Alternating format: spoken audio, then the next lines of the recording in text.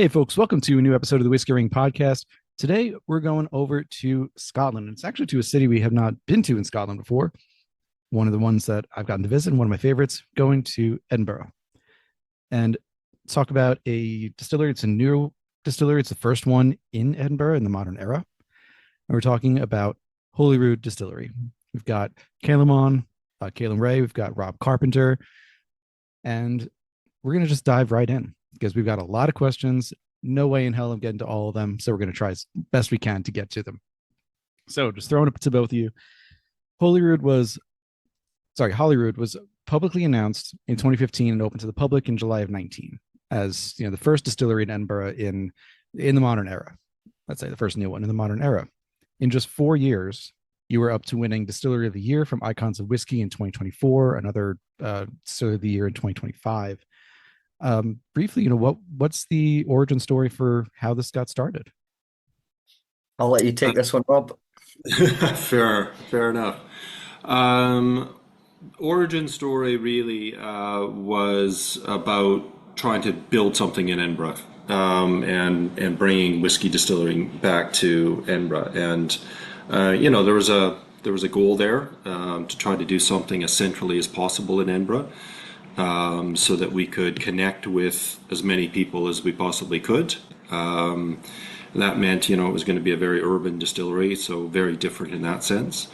But David Robertson, my co-founder, and I really, from the get-go, wanted to challenge the current thinking of Scotch whisky. We wanted to give consumers a choice.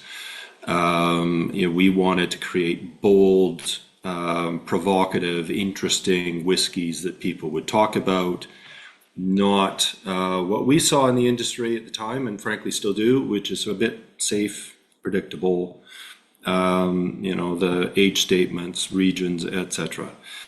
So Holyrood was created with quite a different mindset. And I want to mention that David Robertson is a former Macallan master distiller, which in a way is an interesting flip because it's Macallan you think of as this flagship of what Scotch is considered. It's the flagship of a lot of single malt thought, and of course, some of the most expensive in the world. So for him to go from that to the outline you just described must have been quite I don't know if it's a challenge for him, but was there a shift that he had to undertake to have the mindset that came to be Holyrood? But David is a very, very interesting guy, and he's very much his own thinker. He grew up in the whiskey industry. His dad was a distillery manager. David laughs about his first job being parking attendant at the Macallan, when he was 14 or 15 or something. And he's always been in the industry. So, yes, he was master distiller at the Macallan, and I think, and he was the youngest master distiller at the Macallan. And most people in the industry would have said, "Oh, that's the dream job," and you stay with that, and become one of the great icons of the industry. And I think a lot of people were surprised when David said, "Yeah, I've done that, interesting, but there's more things I want to do in the industry and in my life, frankly." And he's one of the people who likes learning new things, trying new things, challenging himself, and so he moved on. And again, I think a lot of people were surprised by that. So he had done some other interesting things between Macallan and Holyrood, but he is one of those people who loves learning new stuff, and he likes thinking about things and challenging. He certainly challenges me. So yeah, it's not that big a stretch in terms of, if you know David, it's not that big a stretch for him to sort of take a fairly strong stance in terms of what he sees in the industry and what he wants to try to do to sort of challenge that a bit. Gotcha. So, as you mentioned, this is the first new distillery in the city in Edinburgh since it says modern era. That's usually referred to as like since Prohibition-ish in the U.S. But there was a tradition of distilling in the city prior to them in the 1900 or 1800s and early 1900s. What, if you know, what caused this break that nothing else was built or no new distilleries were built in the city until you guys came along? Calum, do you want to tackle that? Yeah, I mean, I think there's probably a mixture of things. I mean, as the city, got bigger and bigger as cities tend to do as they exist. I think the challenges of, the boring stuff like your logistics of having a distillery in the middle of a city, we're flying very much in the face of that now, but I think those pressures that were around at the time, certainly, historical things like kind of post wars, both of them definitely contributed to that. A lot of the kind of distilleries that were based there moved into other things, like manufacture and stuff at the time, and there's all those kind of pressures. But also, I think a primary thing to think of is that Edinburgh was very much its history is very much rooted in beer. It's actually sort of, as far as Scotland is concerned, it's much more well known for its brewing side of things. And I think that definitely had a part to play. A lot of the distilleries that we kind of know now, that were around, they actually a lot of them turned into breweries originally, and kept going for some time as well. The thing that's quite interesting with Edinburgh was actually it was a whiskey hotspot.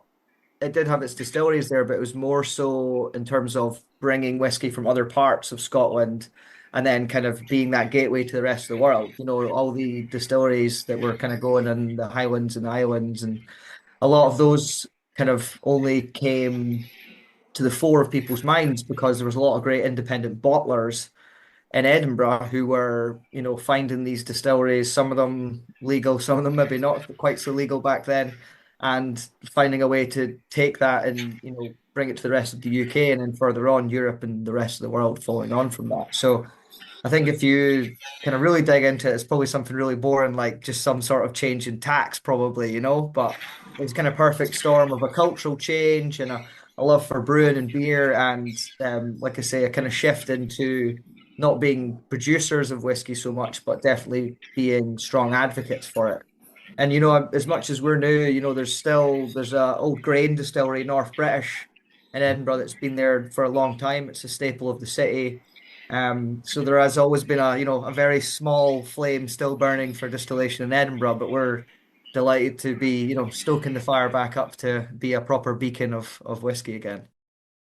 I think it's fair to say when I say new distillery, I should have edited that to be single malt, because you're right, North British is there.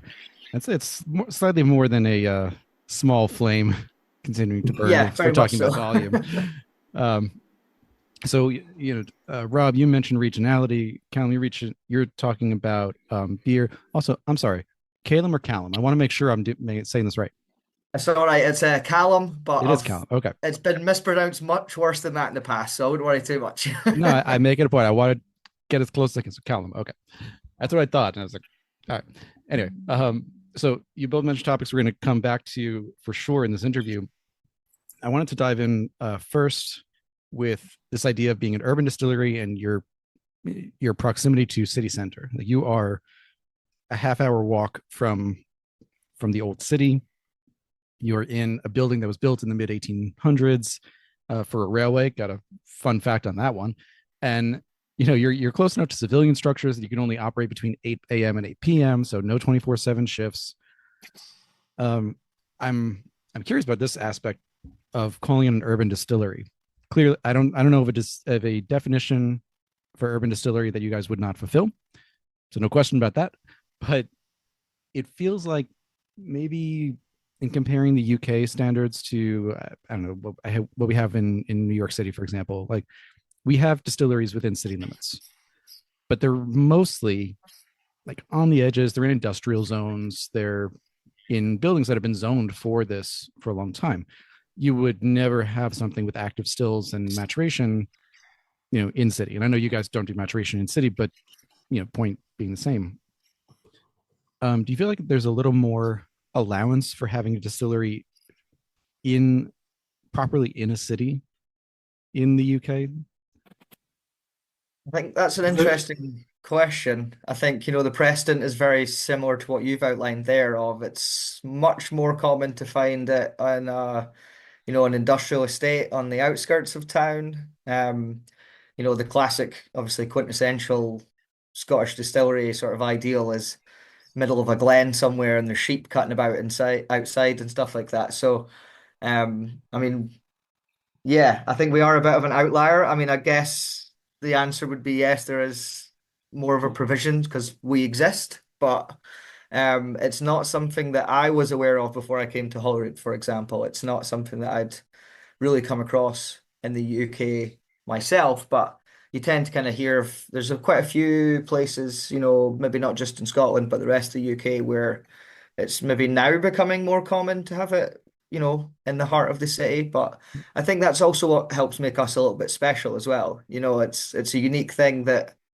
we could be, literally working away on the stills and you look out the window and, you can see somebody cutting the grass outside in their garden. It's quite a unique, interesting thing. And I think it actually helps us build a bit of a community as well. But that's my rambling on it. Rob, you wanted to?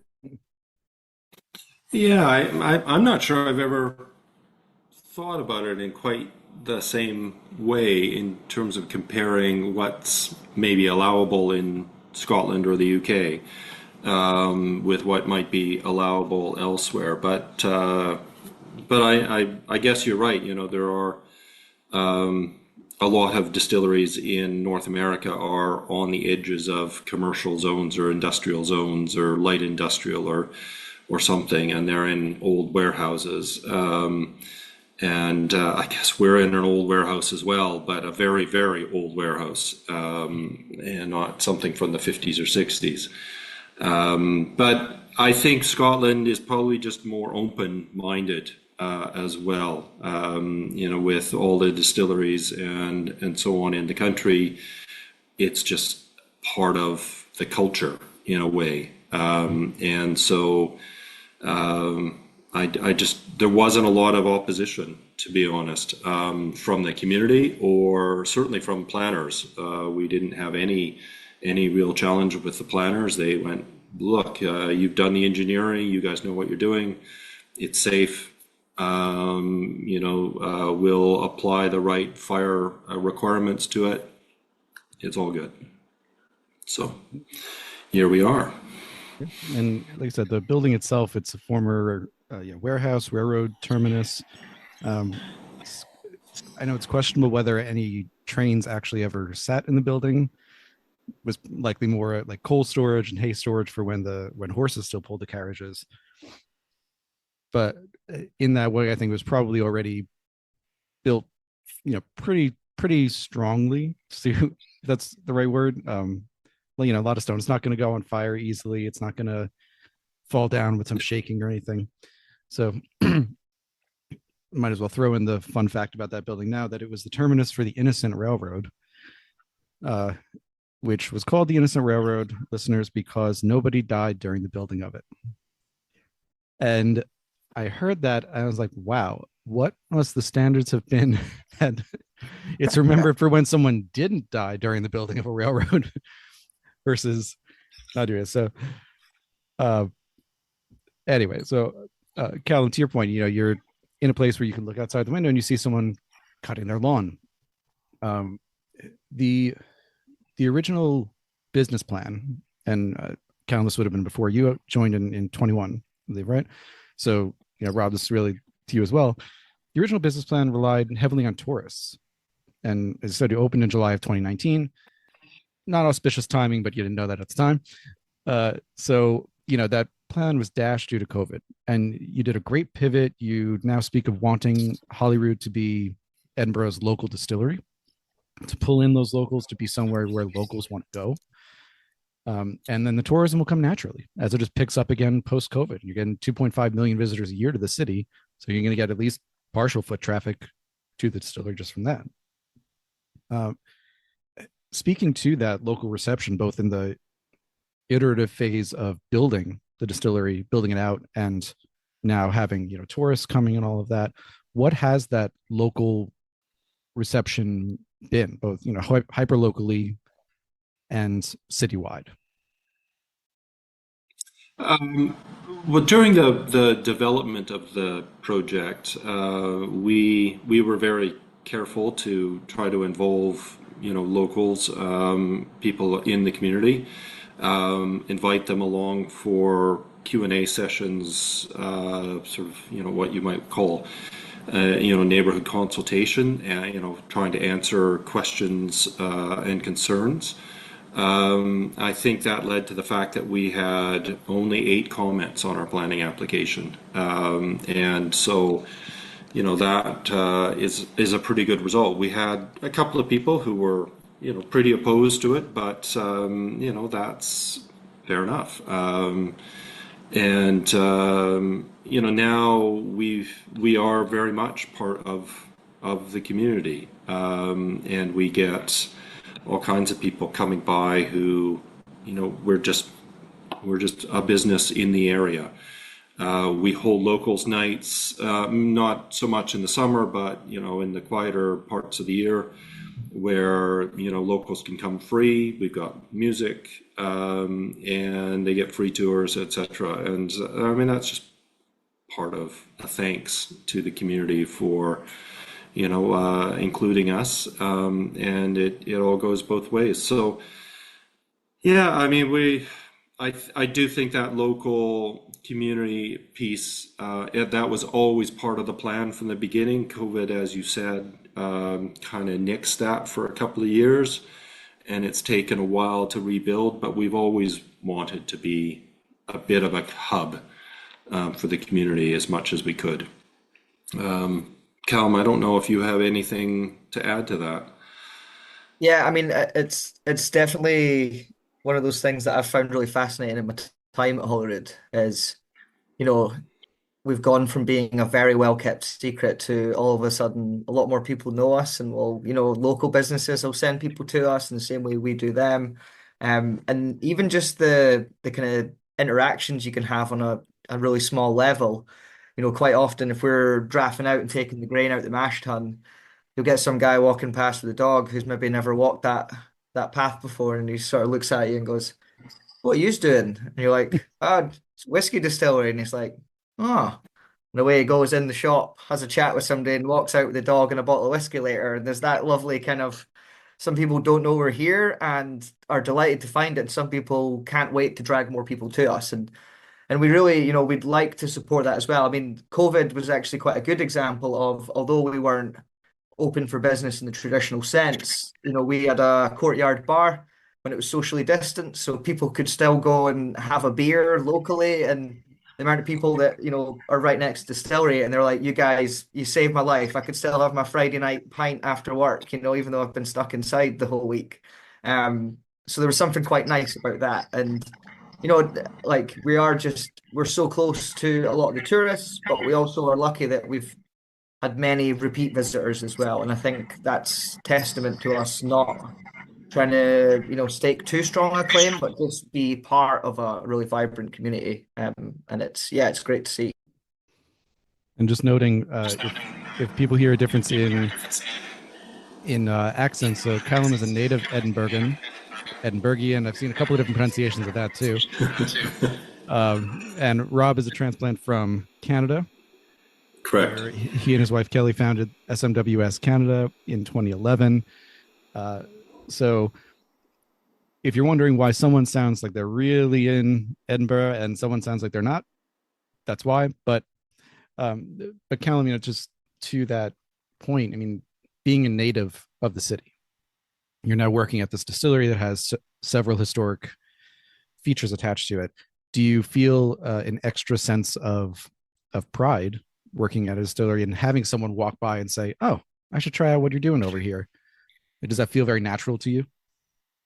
Yeah, absolutely. I mean, I'm a pretty stereotypical Scottish guy. I've ginger hair with a beard, and I make whiskey and stuff. So I'm already very proud to be Scottish. And what's quite funny for me is, the pride of the Edinburgh part. So I was actually born in Edinburgh and lived there for the early part of my life, but then I actually went over to Fife, which is just over the water. But my kind of homecoming to Edinburgh has kind of coincided with whiskey having a bit of a homecoming as well. So there's definitely a real point of pride. And, it's that funny thing of we're the capital city of Scotland.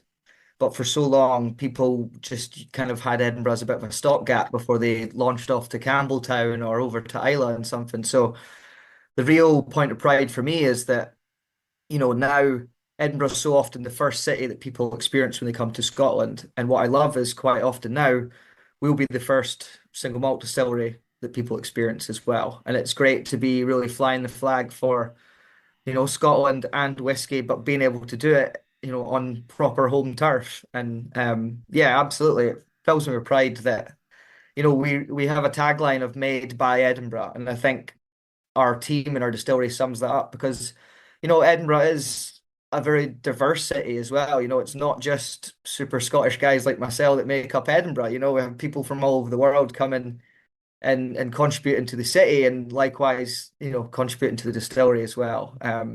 We've got all kinds of different backgrounds in the distillery, and I think the thing that unites us all is we all bloody love Scottish whiskey. So I think that's kind of easy to be proud of.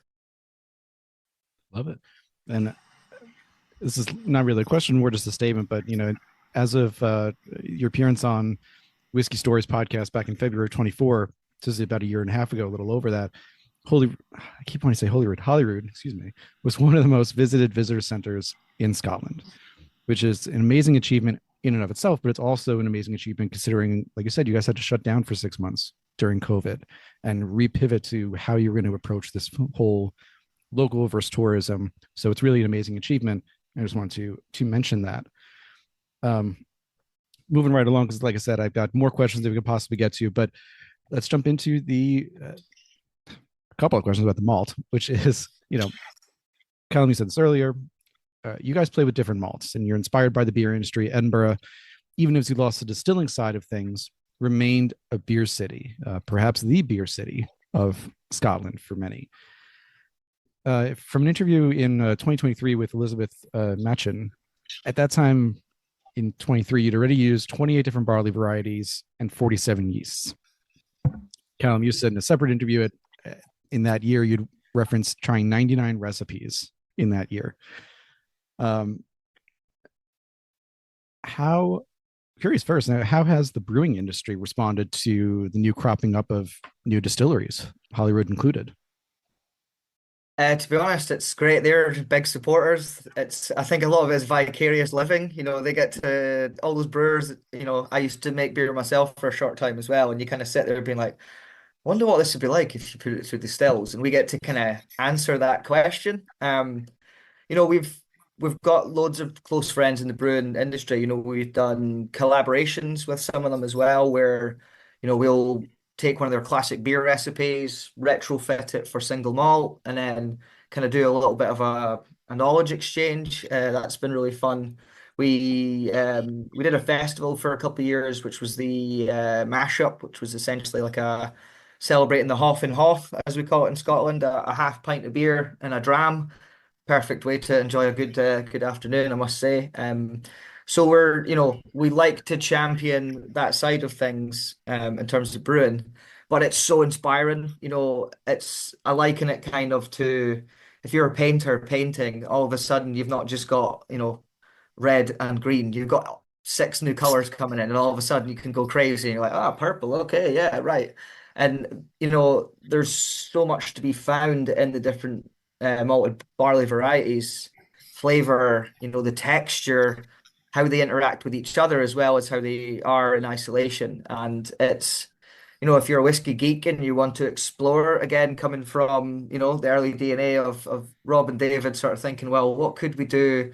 David being like, let's ask the question, even though, he's very used to a specific style of whiskey making, always wanted to ask that question of, well, what could we do with whiskey? And I think that's the thing that we get to ask ourselves. Our whiskey is it's what whiskey could be. It's all these added features, and the 99 different recipes. That was, don't get me wrong, it was a bit of a crazy year. The spreadsheet's a bit of a brain melter when you look at it. But what's really cool is, we've captured all these data points as we go. So everything that we've done has been very, meticulous in terms of charting how does this malt work, by itself, how does it work alongside other malted barleys.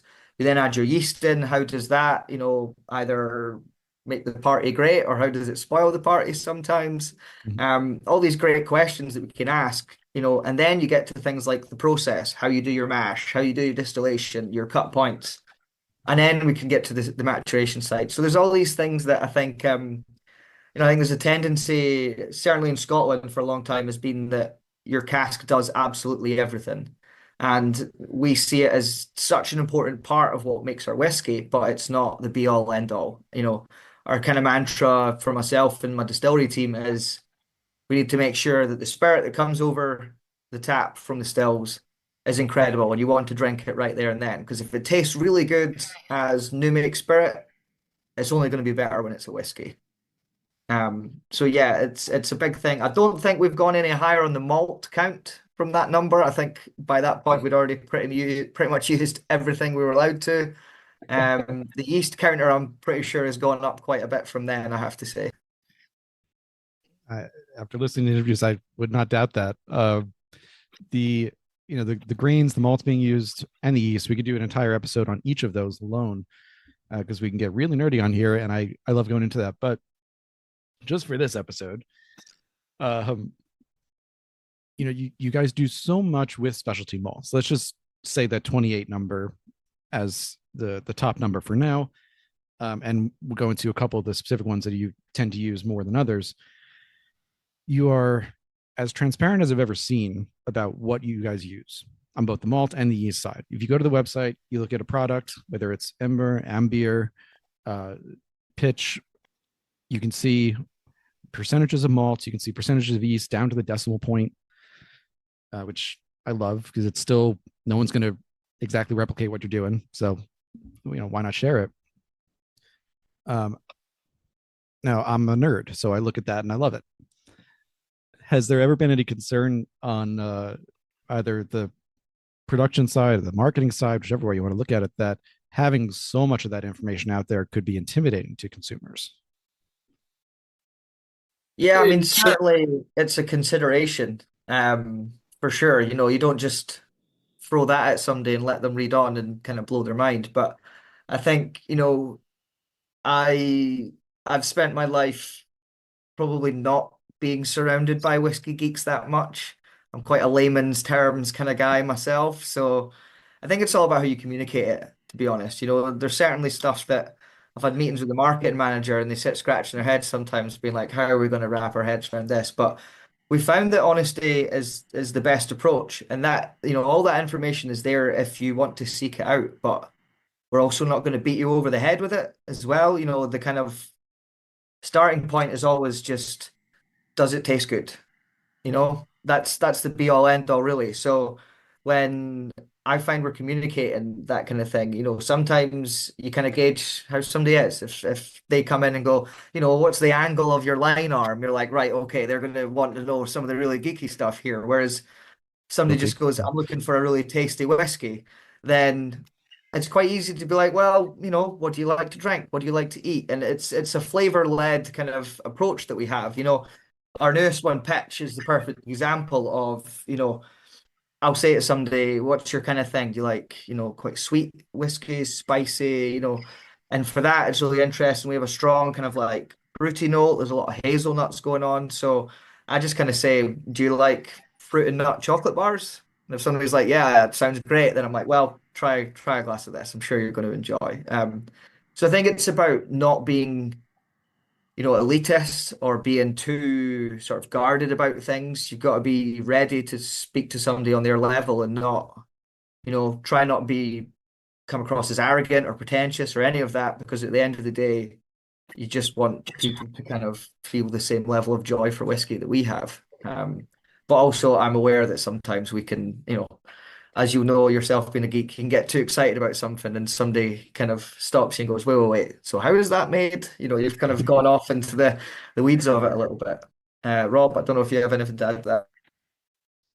Yeah, the only thing I'd add is it is you're right, David, a bit of a challenge in terms of explaining. And Callum's right. I mean, people don't want to geek out or they're not geeks, then that's fine. I mean, we're not for geeks only by any means. But it is a bit of a challenge when you're talking to distributors, and they have a consumer that has been very well trained by the industry to expect a distillery to have a flavor profile, and to expect age statements, and to expect this progression from youthful to whatever, and that's not us. And so that education process is going to be an ongoing one,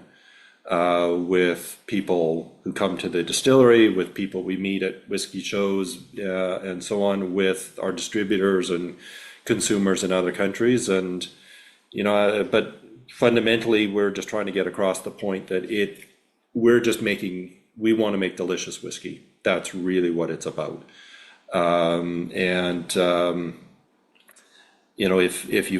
If you love your standard age statement, fine. All perfectly lovely whiskey.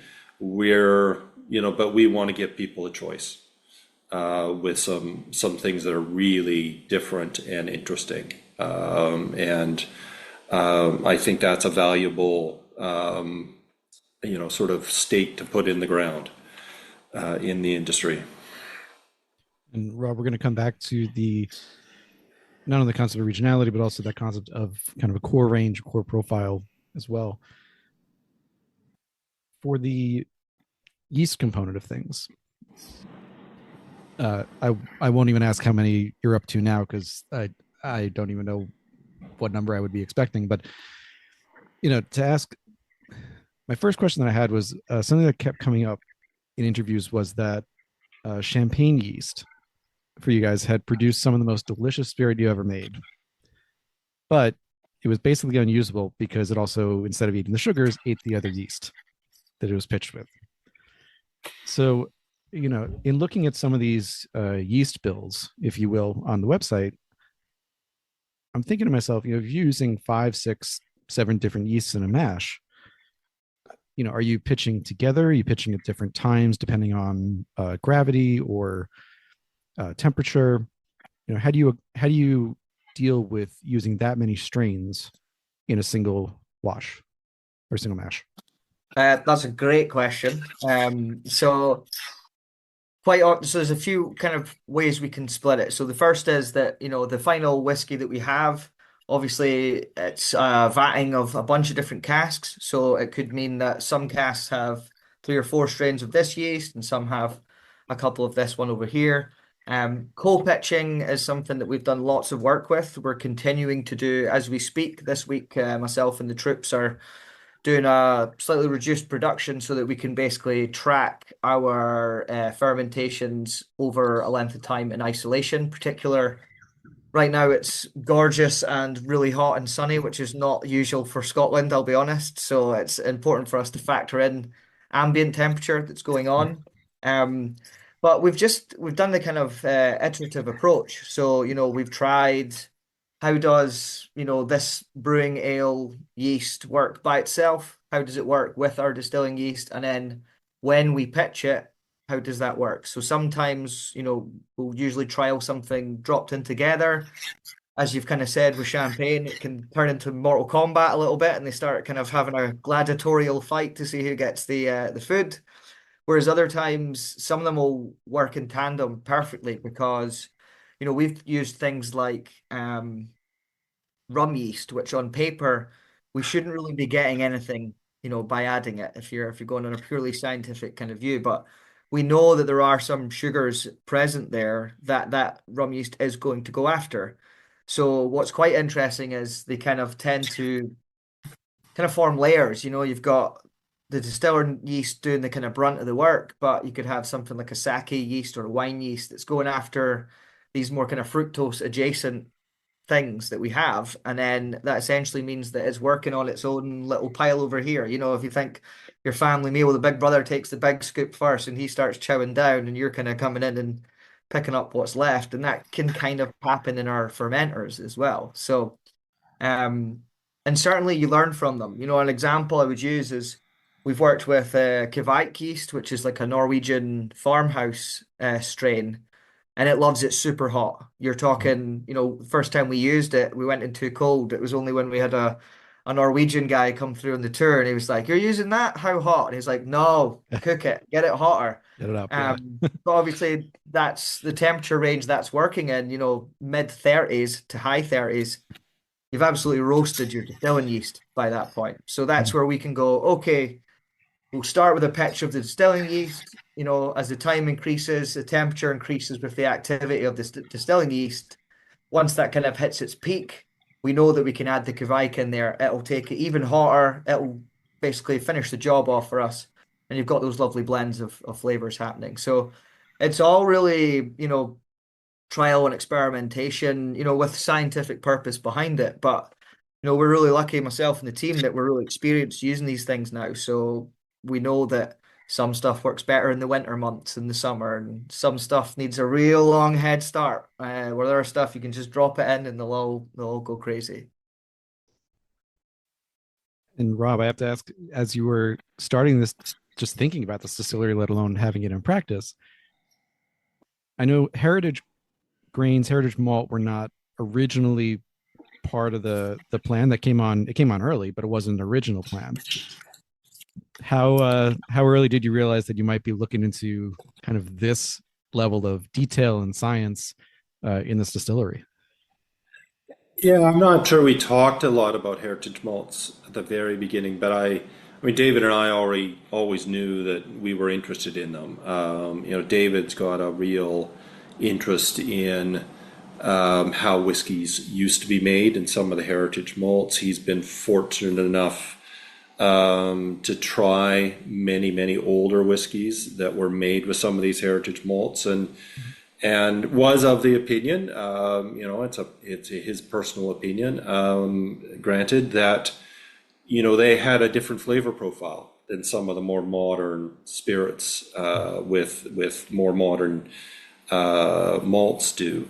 And so he's always been interested in trying some of those heritage malts. And I mean, not necessarily to make old time whiskey, as it might have been made in the 50s and 60s or 70s, but to really add just another layer of flavor potential and probably mouthfeel potential, because some of the heritage malts are really interesting from that perspective. Sure. I know Chevalier is a favorite for Holyrood. It's a grain and a strain that was popular in the 1850s and 60s, and through maybe the 1920s fell out of favor as higher yield strains were bred. Things like Golden Promise, and now you get all the way through to Diablo, Concerto, Laureate, which is, I think Laureate is now an optic or are the strains of choice right now if you're going for yield. Rob, you just mentioned this, and Calum, you mentioned this on when you were on Scotch in the Bayou last year, that Chevalier doesn't really provide flavor per se. It's more about texture, mouthfeel, and it carries other flavors forward. Now, I was trying to suss this out a little bit, because I'm thinking, usually when I think of something like that in maybe a cooking context, I think like that's usually the fat. It doesn't have to have a ton of flavor on its own, but without it, you're not going to carry forward flavors of what you're actually cooking. So in the context of distilling and the work you're doing, have you been able to determine, like, is the Chevalier's work of carrying those other flavors through without giving much flavor on its own, is it from proteins, is it from fat content? What's doing that, to put it bluntly? What's doing that? Yeah, so again, really good question. So I think, a lot of it comes from, there's a slightly different protein makeup in there. That's where really what's helping with the kind of textures that we're having. So the way that it's broken down in the mash is very different to what you see with like laureates. The laureates, it's very much by design these days, designed to go into a mash tun and break down. Whereas when you see Chevalier, we've made a joke in the distillery that it's like, it's like wet cake. It's like got this real easy, I don't know, it's much stickier gelatinous form than you would normally see Use from the a word mash tun. claggy at one point, I think. Absolutely, yeah. It's Yeah. a strong Scottish word I like to use, but aye, it's really fascinating, and it's I don't want to downplay the importance of the flavor that Chevalier brings, but it's very different to Laureate. Laureate is very sweet and biscuity, whereas we find that Chevalier is more bready. You're almost approaching like if you left a baguette in a glass of water for a long time and then you kind of come back and it's all kind of falling apart. It's got a lot more of those qualities to it. But yeah, it's I think we found that it's the way that it breaks down in the mash tun is quite different, and then that therefore carries through into fermentation. There's different stuff for the yeast to work on there, and then by design again, when it goes into the wash still, it means that it can be a bit more of a tricky customer. You'll see it fobbing up a little bit more than you maybe would a laureate strain, but again, the way that works in the still and the way that it's kind of cooking off some of those extra proteins and stuff that are in there means that it really just gives it this thickness and this really rich, oily character that we haven't seen from Laureate. Whether that's Chevalier all by itself or, the kind of magic of distilleries that could be Chevalier with our ambient, kind of yeast that's in the air and stuff and all that added in. But yeah, it's definitely the way it breaks down we found is what gives it this kind of acting as a vehicle for other flavors, be it, a specialty malt like our chocolate malt or something, or one of the more delicate flavors that we get from the yeast. It seems to give it a bit more of I guess, a platform to land on and then be shown off in a final spirit that we don't tend to see in the same way with Laureate. Laureate, it feels like it's all cut into very neat segments of flavor, where Chevalier has this wonderful kind of cascading blend that happens. Um, if I've articulated that well, I'm not sure. Very, very much so. Very much so. So just like two and a half more questions on the malts and yeast, because like I said, we go on for literally hours about these. I'll ask the half question first, which was, I heard you guys got a sourdough starter from the time of the plague and got to play around with that a little bit. Why? And what did that look like? So that was our former distillery manager who loved a wild, wacky idea. I think that's where I very much got my thinking from as well. But that was one of those ones of, I think it was a discussion that we kind of had around, I think it very much came from the heritage malt, to be honest. We looked at that and thought, well, these are kind of this living history of whiskey's past. And we thought, well, what about the yeast? What the hell would they been really using, way back in time? So, it's one of those weird ones we managed to get. I'll be honest, we got it online. So as to its authenticity, we're really trusting the same guy, I think over in the States actually, that sent it. So who knows? It was the States or it was a guy in Germany that had it as well. I don't know which one we actually went for eventually, but it's one of those cool things that we have is experimentation is really a part of our DNA since day one with Rob and David, and we just get to keep that going. And that was one of those ones where we thought, well, let's do it on a small one. We're not going crazy and doing like 15 mashes of it or anything, but you have a little go. And again, it was to see we're so accustomed in distilling now to use these sort of super hot rodded yeasts that are designed specifically for the function they have. Whereas, to kind of tip your hat to the people that came before us, 40, 50, 60, hundreds of years ago, they were kind of working with, bread yeasts and things that were left over from a bakery, or a lot of the distillation was farmers that had too much time in their hands and loads of grain lying about. So it's that cool thing of, what does it do? It's that curiosity, it's that question that, what would happen? And it's really interesting. It's like if you took sourdough bread and just launched it in a blender, basically, and then drank it, was the kind of vibes we had. A really interesting experiment for us. And, will it become something we do again? We don't know. It's a question to be asked when we, get fired into the finished whiskey. But it's something that we can really draw upon. And to be frank, it was quite a funny day doing that. You're like, is this going to do anything? Is this going to be one of those ones where you look at the LPA at the end and you go, uh-oh, gonna have to phone the gaffer and tell him this one's not really gone to plan. But surprisingly, the yield was quite good out of it, all things considered. So yeah, it's really just that exploration. We want to try things, and as long as it makes sense for us to do it, then we'll give it a go. We've tried all kinds of things. Like I say, using yeast strains that on paper you maybe wouldn't normally put in there, but we find with a small inclusion, you're not betting the house on it, but you're having it in there as a, one chip down on the table.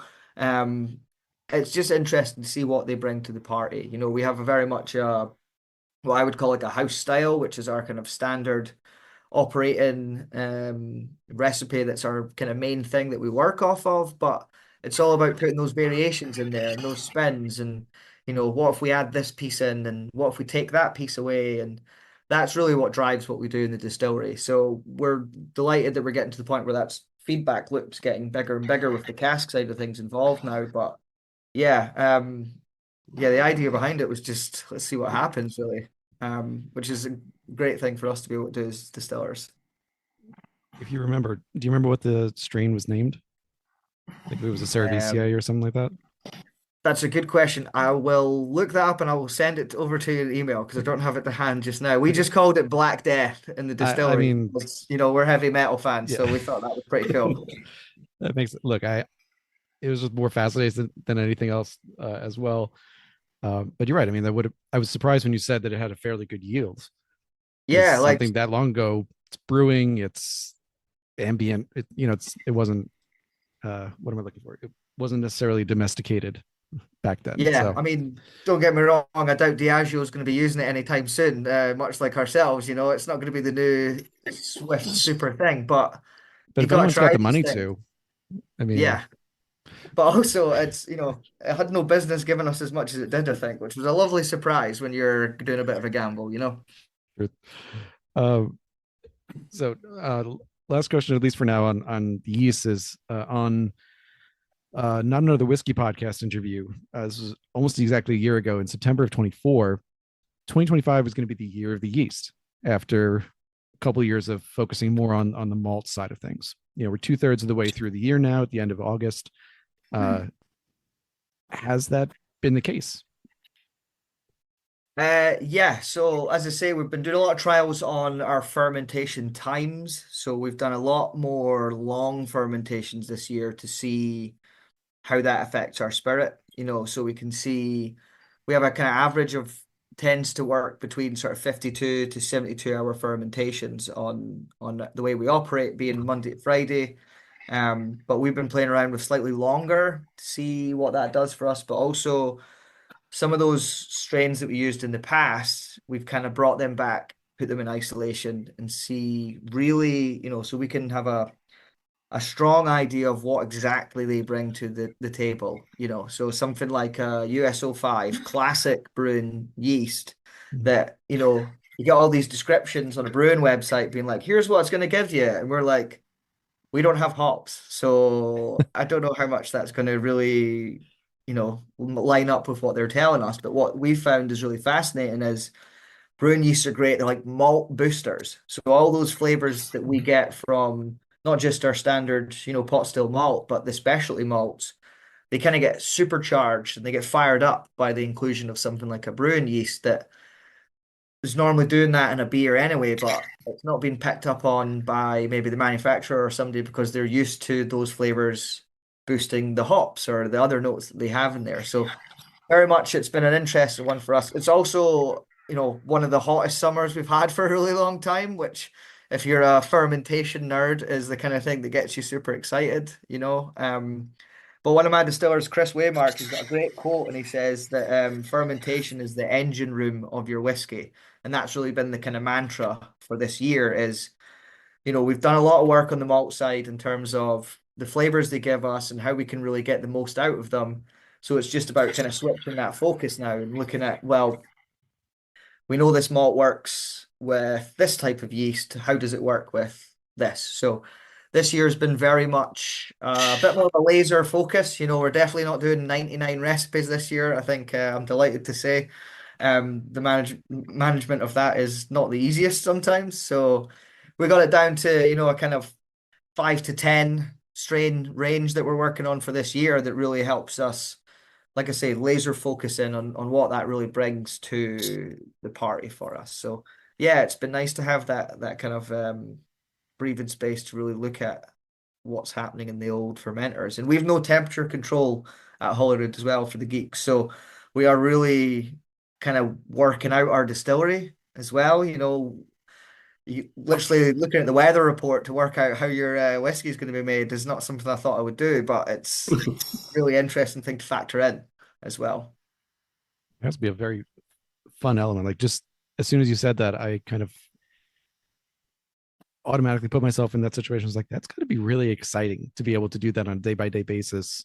And yeah, so like, we're just super exciting. And I want to pause on the production side for a second to jump over, because Calum, you used this phrase and I immediately looked at Rob to see what his reaction was going to be. And that was the term house style. So, Rob, in various interviews over the years, you've said variations of, you will not have a house style. You've been resisting a core range profile because it ties you to a profile. All with what came off to me as like a growing resignation to the fact that likely at some point you'll have a house style and a core range, even if the majority of what you're known for is experimentation and playing around with these things. As of, again, August 2025, where do you both feel like you stand on the idea of a core range and a house style?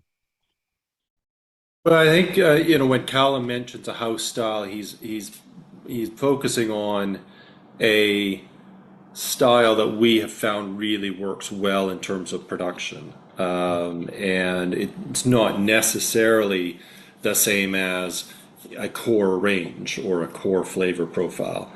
That house style may form the body of a vatting, where we're adding other pieces from that have specialty malts in them, to add other through lines of flavor in that vatting. So it's not indicative of a resignation that we will ultimately go with one flavor profile. But part of this is being open-minded. And we've got distillers and a team, and myself. I think we're all very open-minded. We love different products. We're very equal opportunity drinkers. And if we do want to release something that is a sort of a house style, that will have its own personality. It won't, it may have a house style in terms of its origin, but we're not going to try to create a consistent product, with every single release of that. We will always have a personality to Holyrood whiskey that makes it stand out sort of on its own. Yeah, I would like it to, you listen to the Wu-Tang Clan, they've got pretty much the same beat on every song, yet what they're kind of sprinkling over the top is different from track to track. And that's kind of how I would look at it, is when I say house style, it's a kind of way of working that we've got down. It's probably more of an internal house style than a external customer facing house style. But yeah, it's very much a kind of backline for us that just sits there, and we can add stuff and take it off. You know what I mean? That's how we look at it. So the house style is the sort of like, here's our kind of default settings, but we're Holyrood. We don't really like to just stick with the default setting. We like to kind of, twist some knobs and turn things up to 11 a little bit. And that's going to kind of what we do. So you'll always see a bit of variation through our stuff. You know, but it's about refinement. As Rob said, it's an open mind. You know, we've never, I think what's been great about Holyrood is we've never started the distillery and went, we're going to have this type of whiskey. You know, I think it's a trap you can fall into as a new distillery, is you kind of start with a bit of an end point in terms of being like, we must get here. And sometimes you'll never get there, or you'll spend years and years. Whereas what's been really beautiful about the approach of Holyrood, and it's, what enticed me to jump aboard, was that we've kind of very much let our distillery tell us what it does. On paper, you look at our stills, you assume a certain spirit profile, you look at our mash tun, you look at all these things that, again, on paper, you go, okay, I think I know what you guys are working with. And we love challenging that notion, like we love these whiskies that have been around for hundreds of years and do exactly the same thing day in, day out, and they're great. But we're not those distilleries, and we're not going to pretend to be those either. We're very much proud of the fact that we get to, put different hats on every day when we come in and think like, today we're in Campbelltown. What could we do? Cool. Okay, we're in Islay today. And it's as a whiskey fan, there's no better thing as when you're making whiskey to really be able to, go to the shelf and take any tool you want off of there. And this is a really good lead into a question that I had to ask. We also spoke about this when we had on Sebastian Bunford Jones over at Glasgow Distilling Company, also a lowland region. I won't say a lowland whiskey, but lowland region that, a clear challenge, if you will, of being in Edinburgh, speaking geographically only, is the tendency towards regionality. People can assume that because you are located in the lowlands, that you're a lowland distillery, that you're going to have lowland style whiskeys. On one hand, a couple of stories and interviews, you kind of embrace the geographic regionality, that yes, we're lowland, we are clearly very much of the city of Edinburgh, while also saying, but we're not going to taste like your idea of lowland. We're going to challenge it. So when you're speaking to, I guess we can approach it both ways. Like when you're talking internally, maybe to what you're creating and to the marketing folks, then when they're speaking externally to consumers, are you approaching the question of regionality more as a yes, but, in that, yes, we're in the lowlands, but, or are you more trying to broaden people's perceptions about what lowland whiskey can be? I would say the former. Factually, if you look at what the whiskey industry has defined as regions, factually, we are a lowland distillery. I had a person very early days, before we were even producing, say, oh, well, you're going to produce a light fruity whiskey then. As if there's a rule that if you're in the lowlands, you must do this, and there is no other option for you. Right. And I just laughed. Said, well, I mean, we are. If you buy into regions, we are a lowland distillery. We will not produce as a lowland distillery. I have no intention of doing that, and we never will. We will produce light fruited whiskey.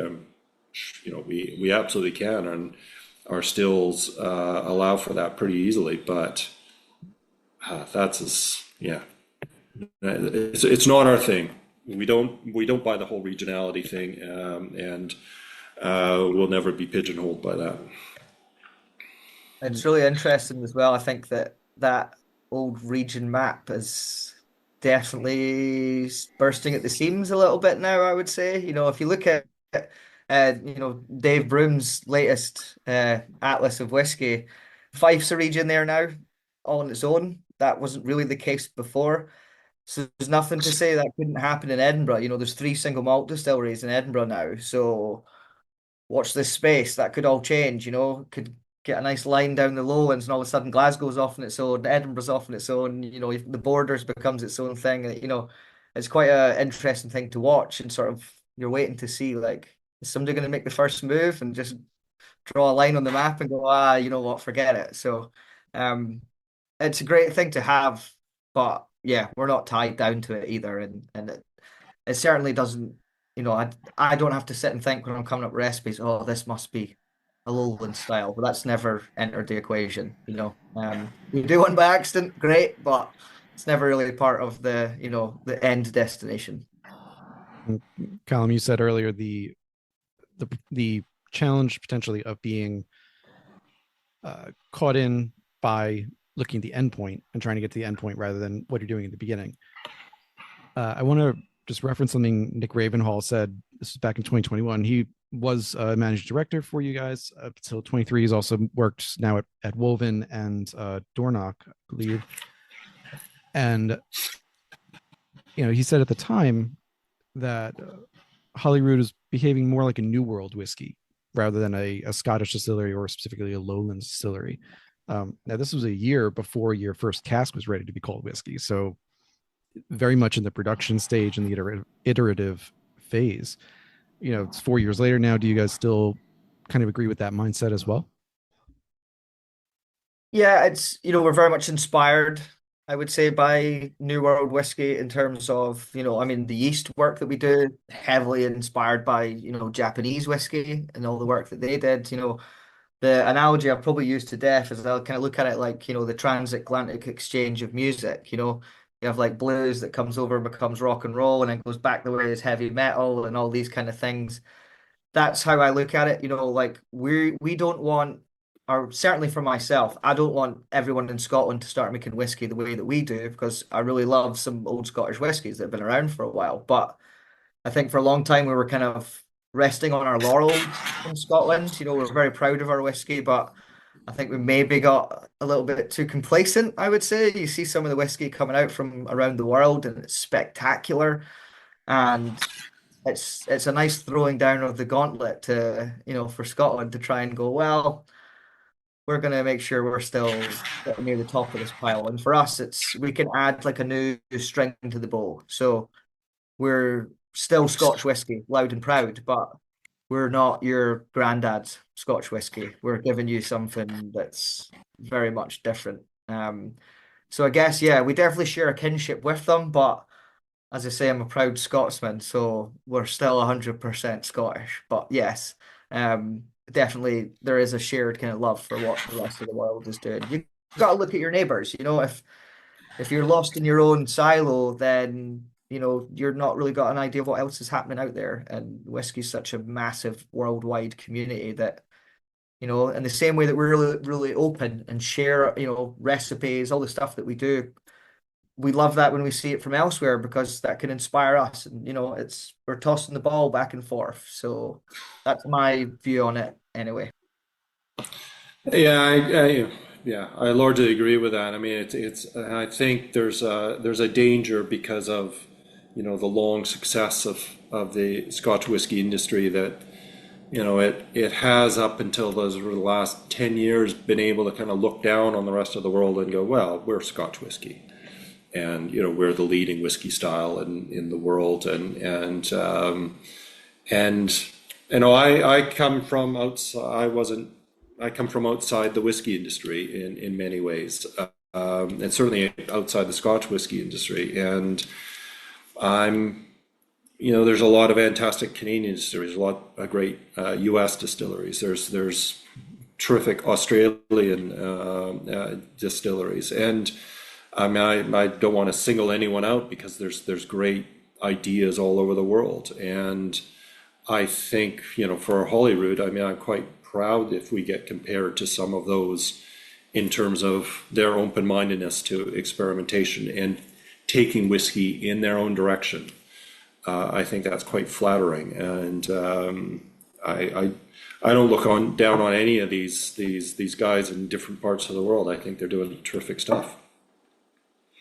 You know, I'll hit you with the question later of who we should be looking to, because not only does that question usually inform who else we're going to talk to for this podcast, but with you guys in particular, because you've been so open about talking about Calum, as you just said, looking at your neighbors, but also Rob, as you said, looking at who's in Australia doing great stuff, or Japan. So we'll ask you that later, but I think it's a good point to circle back to this idea of the region. So, well, that was a terrible transition. I'll edit that one out. So I think it's a good transition back into the production. So you have this, we'll call it the house style of how you do things internally, process wise, not flavor, process wise. And something that also made Holyrood so unique in researching was, you guys have won numerous awards for your new make. It's something we just don't talk about frequently. Once in a while, we'll have a distillery say, we focus a lot on what goes into the cask. Much respect to those who do, Long Island Spirits being some of them. Glasgow was one of them as well. More than I can name off the top of my head, but it's still rare.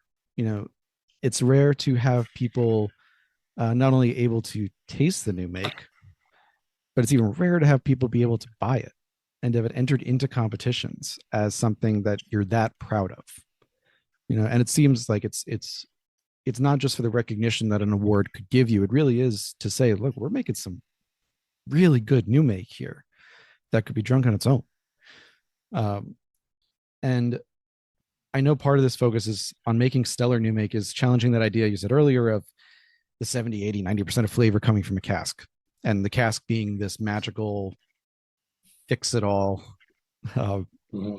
transition point that you can put something meh into the cask and it'll come out beautifully.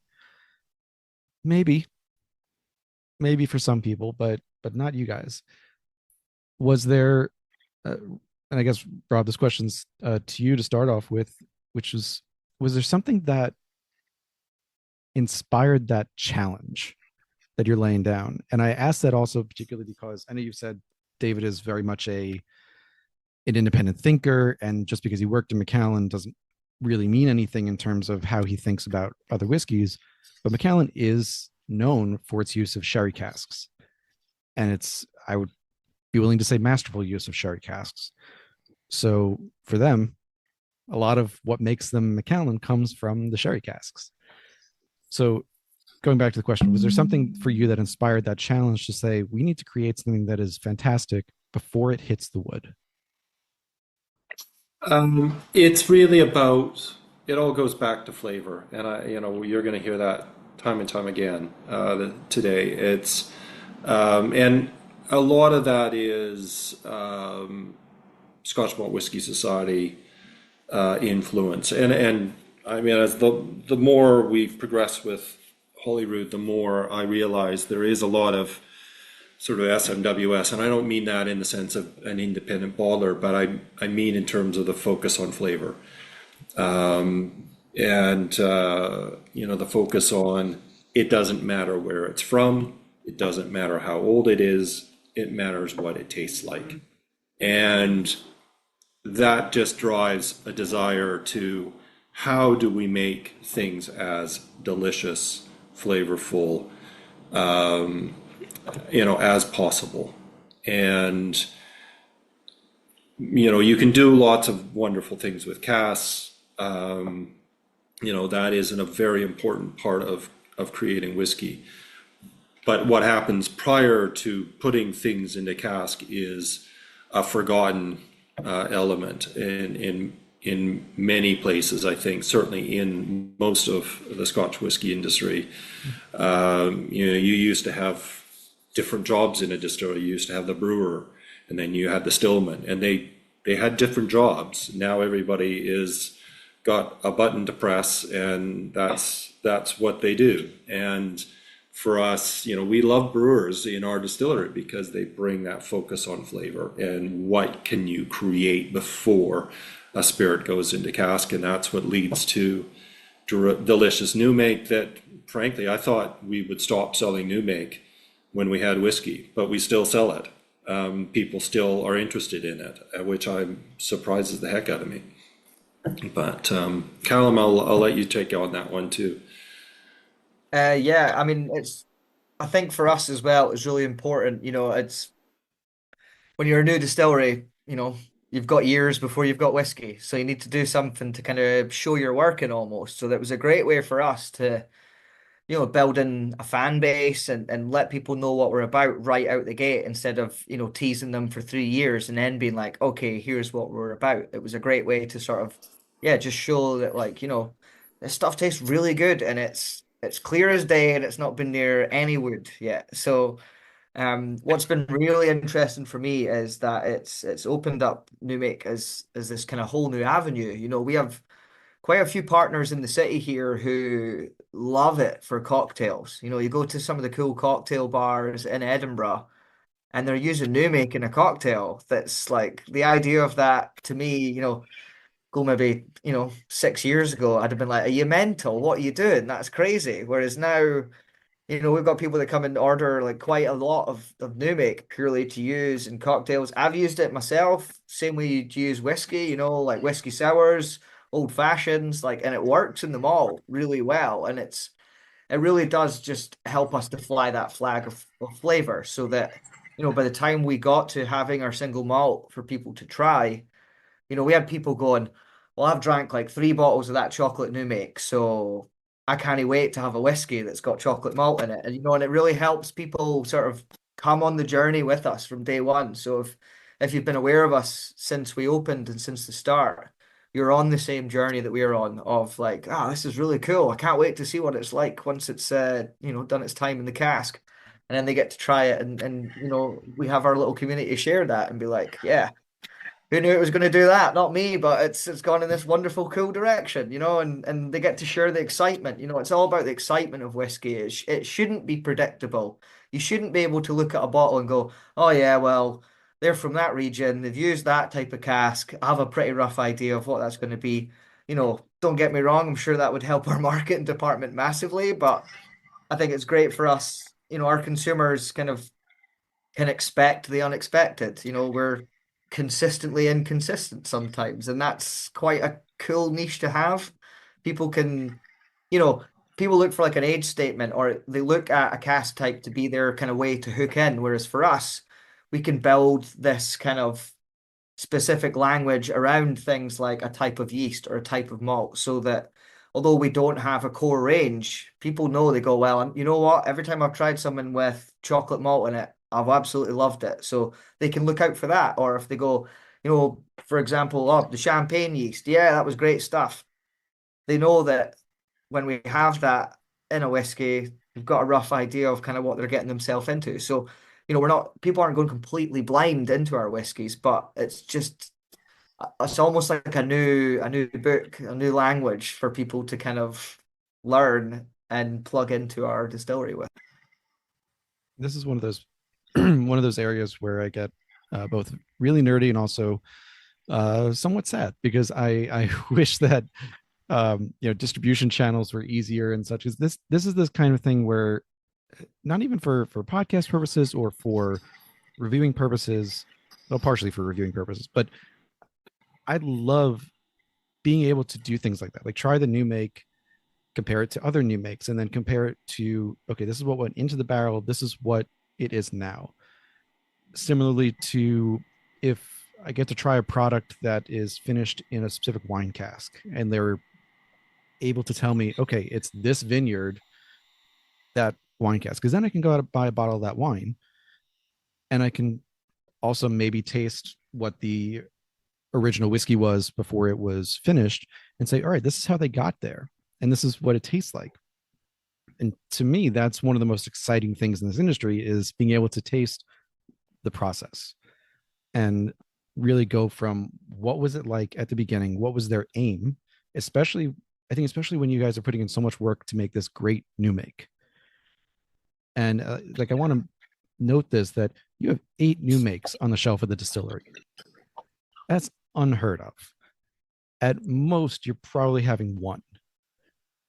for at most distilleries if they sell their new make at all. So to have 8 and all available, not just to taste, but to buy them. And then potentially having the whiskey, whether it's ready or not, is a different story, but that's just a matter of time. Taste the whiskey down the line. So you have that guy that you said, for example, Calum, about, oh, I've had 3 bottles of the chocolate malt new make. I can try this now in the cask. Maybe they like the new make more, maybe they like the cask more, but either way, they're going to have a hell of an experience. And again, that's just one of those things that makes me so excited about this industry and distillers and producers like you guys doing this. But also, like I said, I can't fly back and forth to Edinburgh, unfortunately. I wish I could, because I'd be buying things like that all the time. It did bring up an interesting question for me though, which was, you're not producing massive amounts. You hit about 240,000 liters last year, not small necessarily. It's not garage style or garage size scale, but it's also, you're limited by where you are, by the 8 to 8 schedule that you can do. Is that 240 about your max capacity at this point? Yeah, I mean, you're always pushing it in a distillery. If we're at, 100%, we could probably hit about 250,000. So it's always the aim, aim for perfection and get as close as you can. Sure.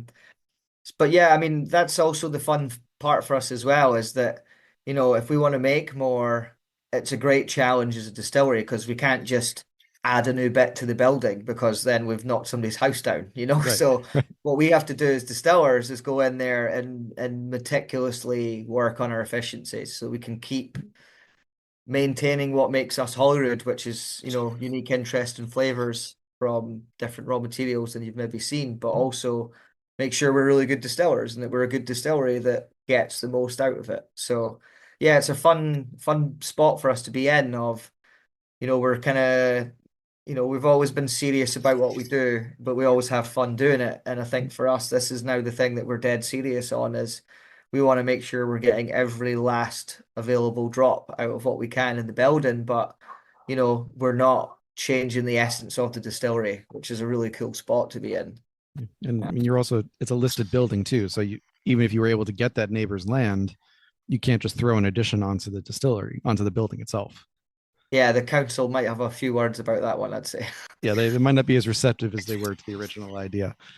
But so that 240 max 250-ish liters of alcohol, 1,000 liters per alcohol a year.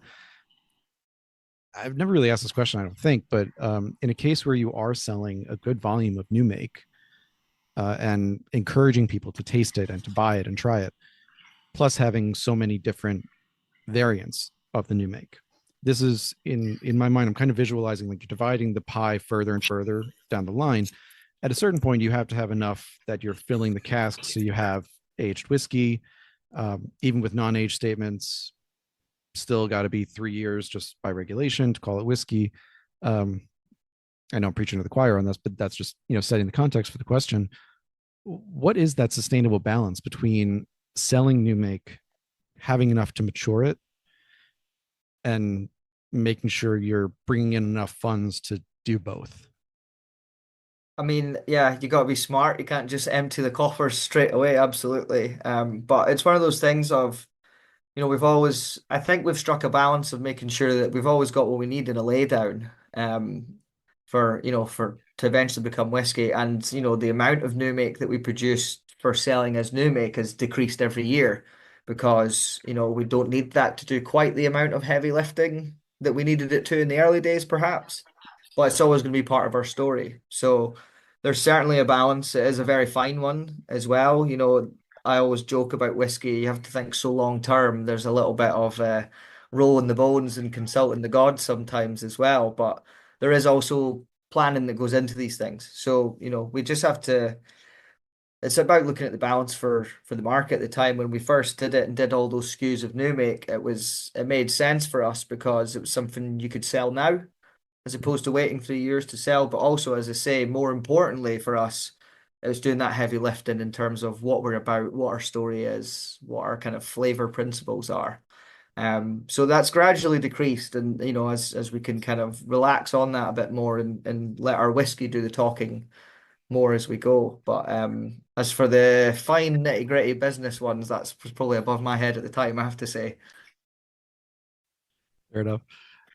Um, I mean, there's so many more. Like I said, we're gonna.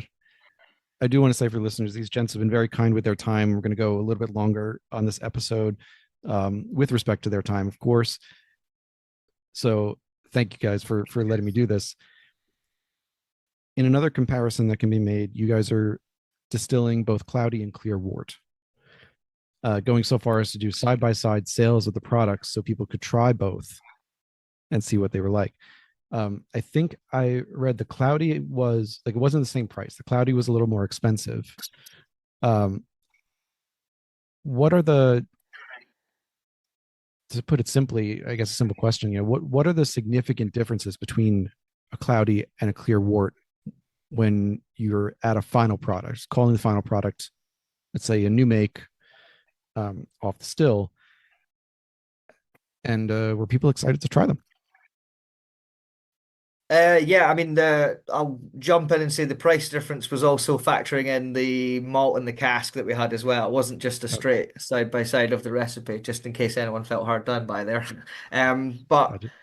the main thing for us is really it's a textural thing, so it's an interesting thing of, again, it comes back to brewing for us, for whiskey and beer for a long time. Your clarity was your kind of, some guy in marketing many, many, many moons ago thought, well, I'll be able to sell more because I'll be like, look how clear and clean my beer and my whiskey is. And we're borrowing from the craft brewing scene a little bit in that of, how many beers now do you see that are like hazy IPAs and things like that? Because you're not stripping back and filtering out some of these things that you've built in during your brewing process that normally would get taken out for, in order to make something you could make for a massive market and things. So for us, it's a textural thing is the kind of key one that we found on the production team.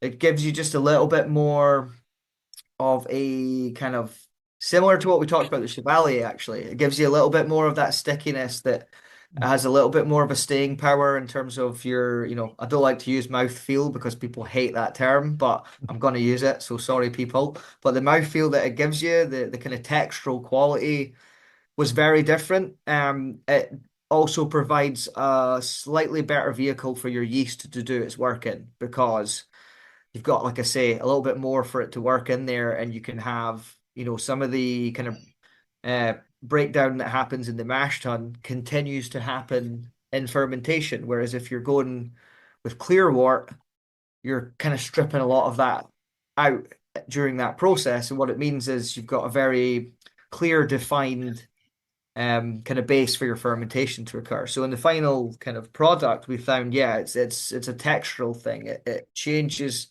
how the whiskey feels when you drink it more, I would say, than the taste. But it does also, as I say, unlock a few more kind of things. So, our new make has a really, really strong fruity element. Been doing a lot of work on identifying what that fruit is on our sensory panel, and it's hilarious. It's like name a fruit in the world. Somebody's used that to describe our spirit, which is quite fascinating. Whereas I think, breaking up, having a cloudier wort, you've got just that slightly more malt heavy character coming through. So those cereally, biscuity notes just get that little bit of kind of boost coming through there as well. But yeah, we actually used some of our cloudy wort in our second release, Embra, the peated release that we had. There's one of our with a butt filled with cloudy wort in there. And it's one of those ones if you're like, does this do anything? And then, I didn't make it back then, but I get to try the whiskey and I go, holy crap, what was that? And you go and look at the production records and it's like massive capital letters, cloudy wort. And you're like, ah, that's what that was. Okay, so we can go away and instantly, start coming up with cool ideas. So yeah, it's very much again a textural thing we found more than anything, but it's another string we're going to continue to pull and see where it takes us. I love that. The so jumping to the next phase of the stills. You guys have, tall, slender stills. Hell, I'll ask the long arm question, of course, as well. But you know, uh, Rob, when you were iterating and building the distillery, everyone's got to choose, what stills they're going to have, what style they're going to have, height, width, line arm, pot, column. Well, I guess no, you had to use pot as opposed to a column, I guess. But uh, how did you go about deciding with you and David and your wife as well, Kelly, on what stills you were going to have? Well, it's not going to sound very romantic, but very much driven by the building that we're in. The building is, I mean, we love our building,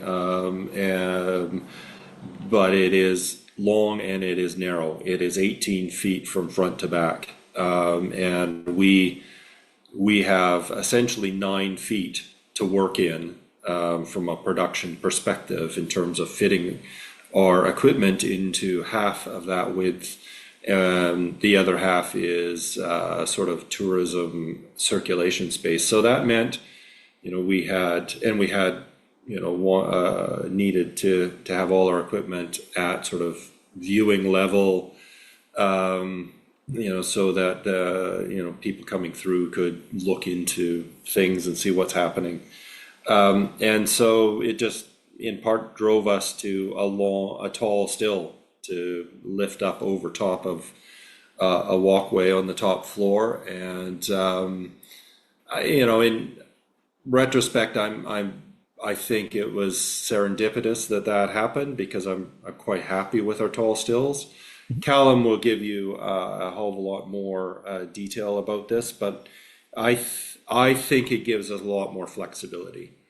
We can do all kinds of different things. If you've got short, dumpy stills, you're really quite limited. And you can make great spirit, but you're limited in what you can do. I think with tall stills, you get a little more flexibility with the style of spirit, how you run the stills, etc. So, Callum, I'll let you take that further, but yeah, really it was the building. Look, that doesn't need to be romantic. It makes total sense. You got to work with what you got. Callum, off to you. Yeah, I mean, to be honest, it's quite stunning when you see it in the building. You kind of sit there and you go, how did we even get this in here? That's the question you ask yourself a lot of the time. And I'm sure, Rob will answer with much difficulty and trials and tribulations. But yeah, I think what's really cool is the stills that we have there. They're, I describe them as a bit of a Swiss Army knife in terms of like they let us play in a couple of different fields. As Rob's kind of said, short, dumpy stills give you that really heavy, dirty, oily character. On paper, your tall stills are very light, delicate, fruity, floral. But what's cool is, we can play around with that. We've got, not just the size of the stills and the shape of them, but, we've got the way that we kind of use them. So you'll often see, spirit slowly trickling off the tap at a lot of distilleries. At ours, you'll see that it comes out at a fair pace. That's because we like to kind of hit them quite, hard and fast and give them a lot of heat to really give it quite an aggressive boil, particularly in the wash still. And that helps us almost fight against some of that, more delicate character you would expect. So we've still got this really strong fruity note and a hints of floral, but we can build in a little bit more of a kind of robustness to them and a little bit of a kind of heaviness. But conversely as well, like I say, at this week we're kind of doing things slightly longer firms, slightly longer distillations. All of a sudden we're giving it that, classic slowly trickling over the tap thing. And we can produce that really light, delicate spirit that has this complexity built in from, day dot. So that's something. And then we've also got a purifier on our spirit still as well. So that then allows us, it's basically extra copper. So you've got more reflux happening in terms of, copper contact and stuff going back into the stills. But also we can whack a cooling jacket on it there, really cool it down, dial up that reflux. And again, just boost those kind of inherent fruity flavors there. A funny question, especially for us to ask, is people's like, what's your distillery character? which is kind of mental when we have so many different recipes and styles. But you do start to see that DNA kind of coming through in everything that you make. And for us, there's a fruitiness, there's a lovely kind of creaminess that comes through as well. I always think like strawberry or apricot yogurt is a really key thing you see coming through in our new make. Doesn't always translate once you get to the end point, but that's the cool part as well, is much like the raw materials, how we use our stills, is very much we can kind of key it into what we were doing in the mash tun, fermentation, and carry that through and go, okay, what's going to really work for this? We'll try the wash when it's done and go, okay, that's rocking, hops in there and you've got the best pint you've ever had in your life. But what do we do to really give that what it needs in the stills? Okay, let's crank up the reflux, let's run it real slow, boost those flavors. Or we go, do you know what? This is a bit safe. This needs a bit of dirt, a bit of bit of edge to it. Let's drive it real hard and get a little bit more of that character coming through as well. And then also your cut points. We play around with the cut points. It varies recipe to recipe.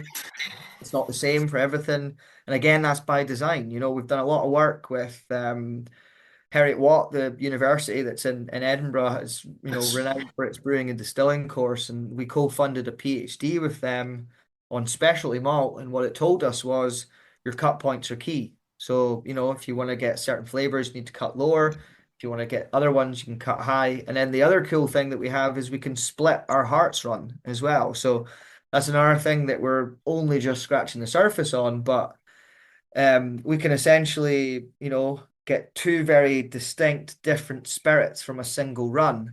We can take the really high alcohol stuff, put that off to the side, and take the lowers and put them away, and we can, put them in the same cask and maybe marry them again later. We could put them in different casks, marry them later, or we can have them completely separate for the rest of their life, and they go off in their own direction. And versatility and flexibility in terms of the kit has been so key to what we do because of the same sort of parameters that we have on the raw materials side. So again, it's just all these layers and these levers that we can pull to try and hone in on a particular flavor or style.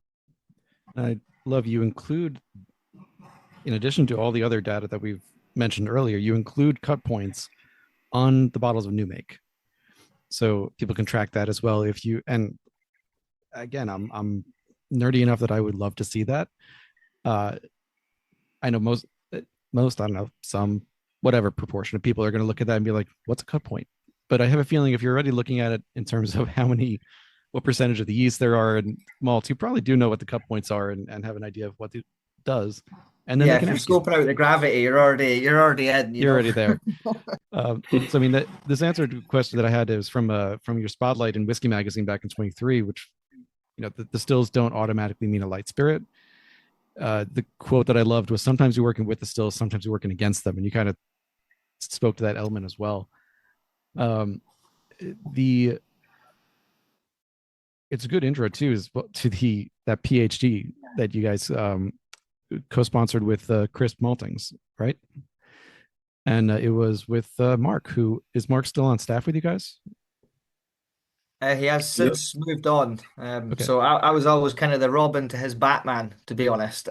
So he kind of moved on, and I did my step up and put the mask on, so to speak. But yeah, he kind of helped champion that a lot, and we all learned a lot from Mark when he was here, and he helped shape what we do now very much in a pretty tangible way. But that PhD was really big for that. It really helped us take the early thinking, from the first few years that was done at Holyrood, and definitely helped us begin this sort of streamlining that we're in now, that we're very much still in the heart of. We're not going to be doing like I say, it's not going to be one style here on out going forward. We're still kind of refining and finding our way. But yeah, it was a really good kind of project for us to be involved with. I mean, somebody's like, we need somebody to work on crazy malt and whiskey, and we're like, yep, we're your guys.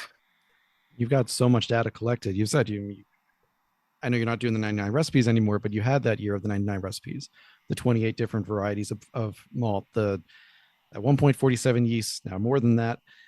And this is data. I mean, I'm curious with the relationship with Heriot-Watt.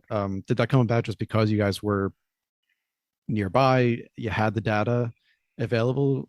Was that kind of a natural expression?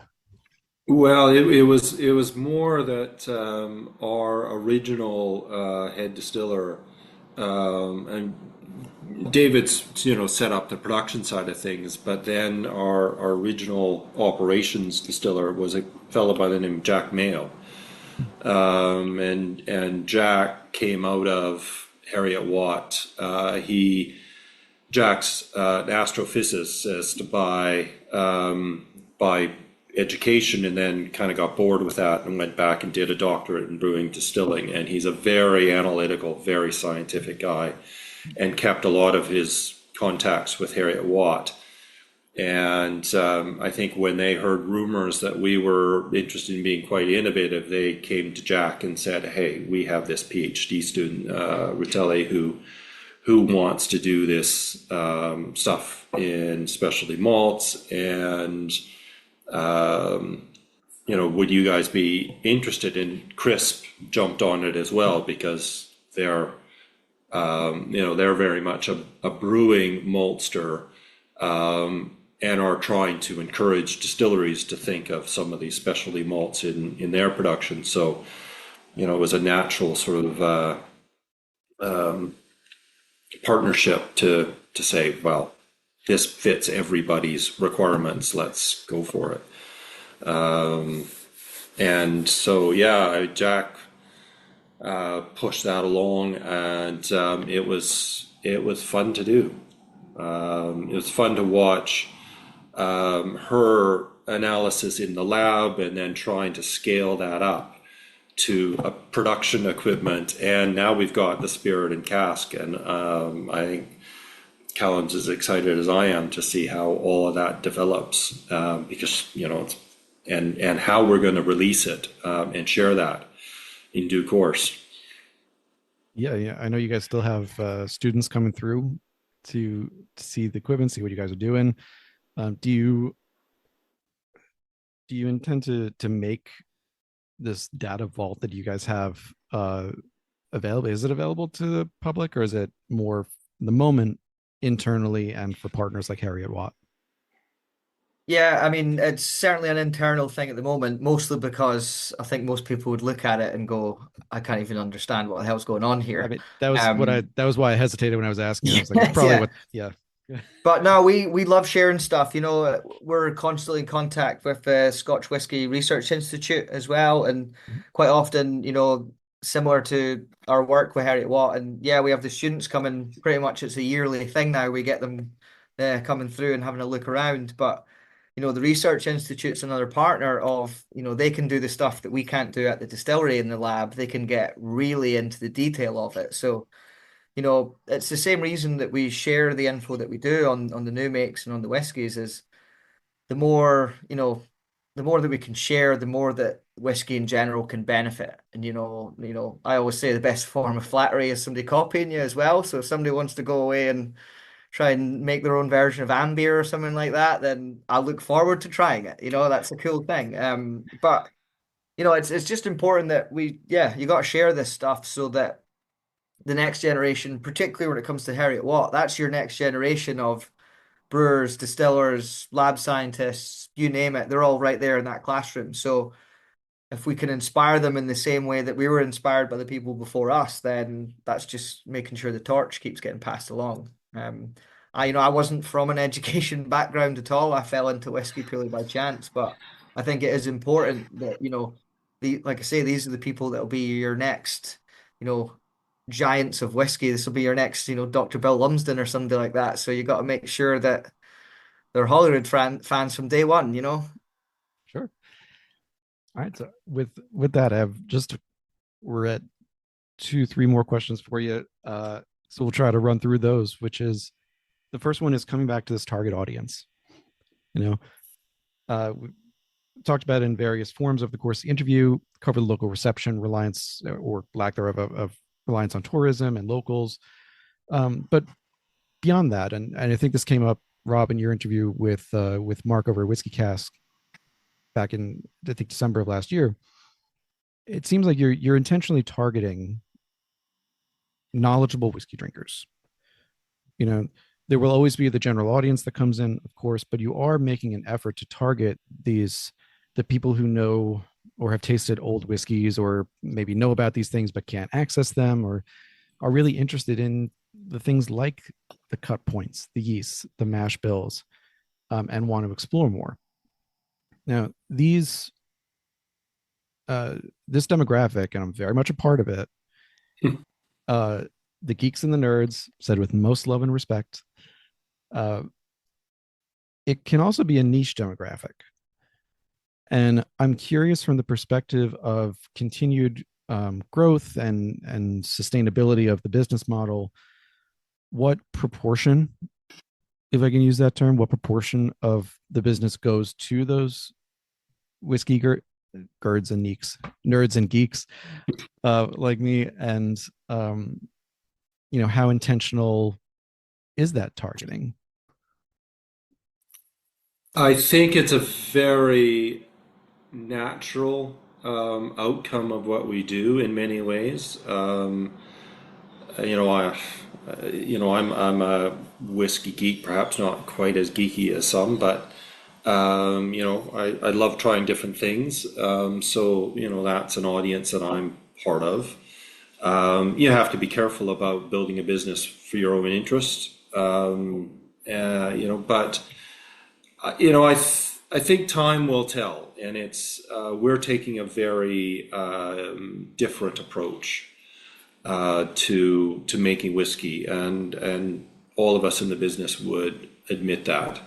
I think time will tell. I think there's an element of reaching that first mover audience, if you want to put it that way, the ones who are naturally going to gravitate to more exploratory whiskey, and trying to build enthusiasm with that audience that they share with others. And then you have a slightly broader segment that says, oh, now I've learned about this too, and that's really interesting. We're not ever going to be in the millions of liters of production. And so we're not looking for millions and millions of bottles sold. We're at very early days.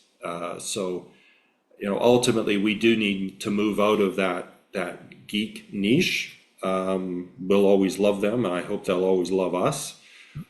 But we need them to start, to continue to share the love and spread the word and say, look, these guys are really, really interesting, and I think you should try them.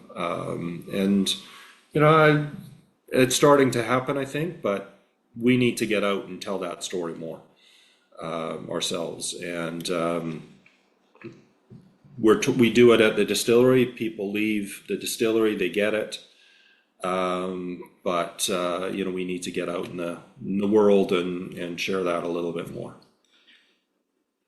What I would say as well is I find us quite a juxtaposition sometimes, because we're right there in the pocket, in the niche for all the geeks and stuff. But the amount of people that I've met, my whole life, that have hated whiskey, and I've given them a Holyrood, and all of a sudden they're like, wait, do I like whiskey? Okay. And then you see their brain go, and then away they are tracking down all the old favorites. So I think that's hopefully a testament to the approach as well, is definitely, if you are a whiskey geek and you've got, family member, friend, partner, and you're like, I really wish you would enjoy whiskey too, we can maybe be that gateway into that for people as well. Because we can be quite different from a traditional whiskey as well. So yeah, hopefully that's something that catches on. But yeah, absolutely. If you do try our stuff, we always encourage people to be like, well, get somebody told and get them to sit down and try one of ours if you're trying to show them something that they've not seen before. I think just as an example of this that really spoke to my palate, I got to try both the Amber and Ember as part of this interview. So thank you both for sharing those. And the Amber is more of like pastry and sweets and vanillas, lactones as a group. The Ember this was an introduction to the peated element for you guys. I should note the Amber did have one peat cask in it, I think. So there's just that little bit in there. You wouldn't know it was peated, frankly, but it had one cask in there.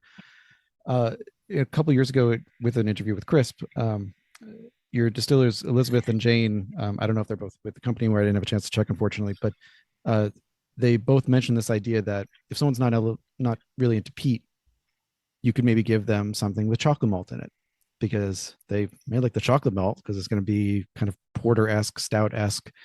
It'll have a little bit of that burnt element that you'll get from a direct fire still, particularly with a more cloudy wort, I would think.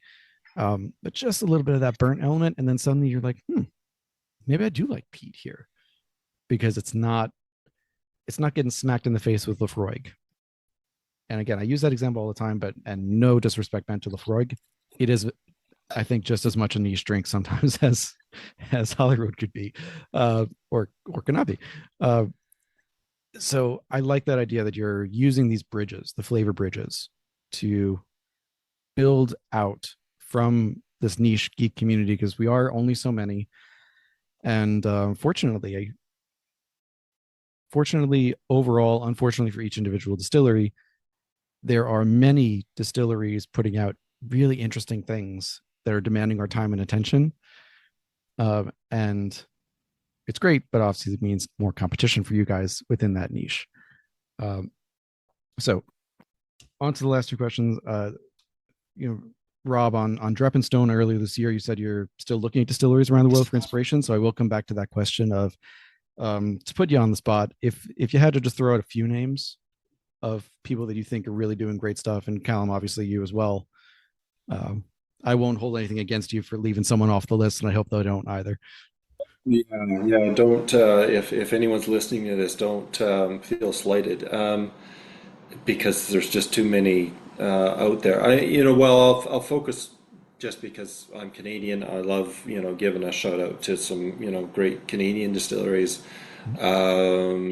There's Sons of Vancouver. There's two brewers who are originally, as the name says, originally they're brewers. They make beer, and then they added some stills and but they're do some things very much like Holyrood, Granehenge, Shelter Point, Carew. Yeah, I mean, there's some really interesting stuff out there. I know Carew's not Canadian, but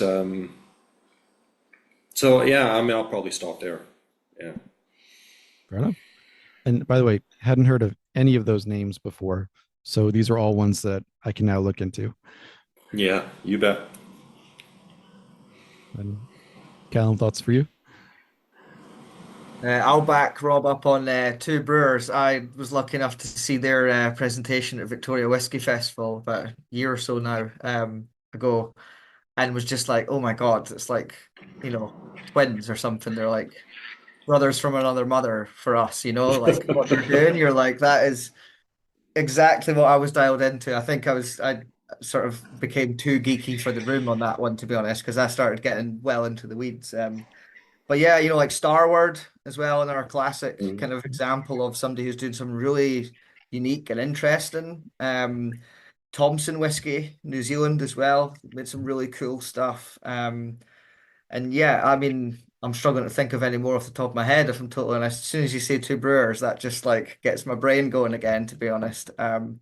So yeah, I mean, yeah, I think that's the main three I've got off the top of my noggin, if I'm totally honest. But yeah, I think, I always encourage, any listeners or anything, like, get out of your comfort zone as much as you can with whiskey as well. You've got your old favorites that are like a nice comfortable jacket you can slip on again, but the more you look out with what you're kind of used to, the more you'll be surprised and intrigued. I mean, for me as a, proud Scot, I hate to say it, but some of the whiskey coming out of England is absolutely fantastic at the moment as well. You got to tip your hat to them, I mean, guys like Bimber and stuff like that doing weird and interesting things. And West Midlands Distillery in Birmingham, I'd give them a huge shout out. They're another one who, I was lucky enough to give the guys a show through the distillery, and you're like, it's just kindred spirits. That's what's going on there, and it's a real meeting of the minds. So Yeah, and another shout out, another English distillery, White Peaks Distillery with the Wireworks. Max from there is a great guy, and their distillery is fantastic as well. So, as I say, as a proud Scot shouting out English whiskey, I don't know how I feel. My dad might give me a slap, but my mother is also English, so I've got to toe the line and be diplomatic. I appreciate how hard that would have been for you to say. So, and I'm selfishly glad and proud that a couple of the names you mentioned have actually been guests on the podcast before. So, Bimber, Starward, White Peak was just 2 episodes ago, maybe 3 episodes ago. So very recently with Max. So that always makes me feel better as well, because it means that I'm hitting the marks that guys in the industry on the ground are also looking to as examples. So thank you for giving me those names and those ideas, because they're more to look into. So with that, I'll have my last question for you, which is for both of you, and it's the way I like to end things, which is a question on legacy. So what do each of you want your legacy at Holyrood to be, and what you want the legacy of Holyrood to be? You can take it whichever order you'd like. Calum, I'll let you take that one first. You Uh, got a lot more, in front of you than I do. So, yeah, okay.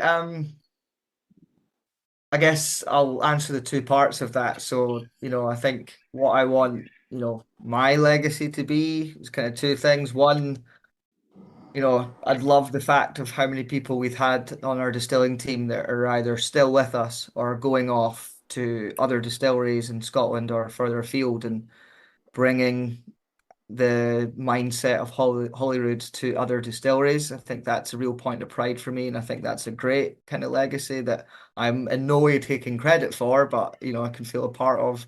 For me, to be honest, I love the idea of being an old guy in his 70s and walking up a little cobbled street in Edinburgh and being like, I used to be the distillery manager there one day, and going into the distillery and kind of coming in and nobody knowing who you are and just getting to see where it's at. I think that's great. But for me, for Holyrood's legacy, I think just you know being known for doing something cool and something interesting, and making really good whiskey. That's all it really is about. Awards are great when they come, and plaudits are fantastic, but some guy, when you're sitting in a bar, my favorite thing is if I'm sitting in a bar in town and somebody walks up there, next to me and goes, blah, blah, blah, and what whiskeys have you got? And the bartender goes, here's something that's local. They're doing really cool things.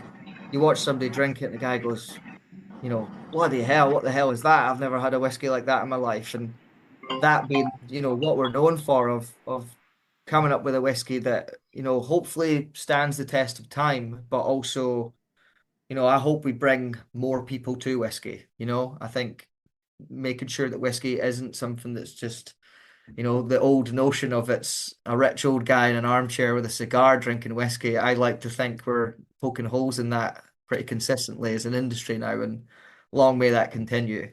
So I hope that's our legacy, is helping that part of the industry continue to embrace whoever and whatever coming in, and whether it's coming up with a cool whiskey or making sure that everyone can enjoy the whiskey. That for me is the legacy I look for.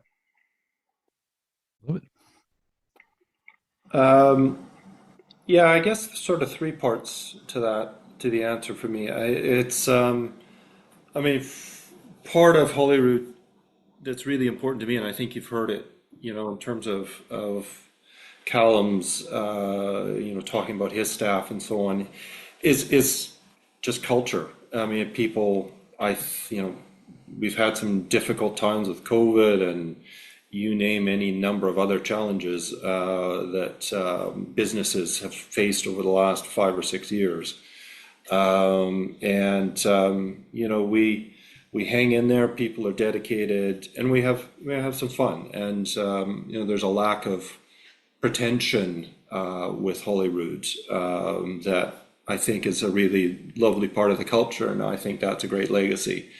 The other piece is just in terms of longevity of the business. I mean, obviously, I'd love to see Holyrood be there 200 years from now. I'm not going to see it, but if we can set it on that path, that would be a lovely thing for it to be part of Edinburgh's history going forward. That would be a lovely thing to have been part of creating along with the team, because this is not, I don't see this as my distillery or David's or Kelly's.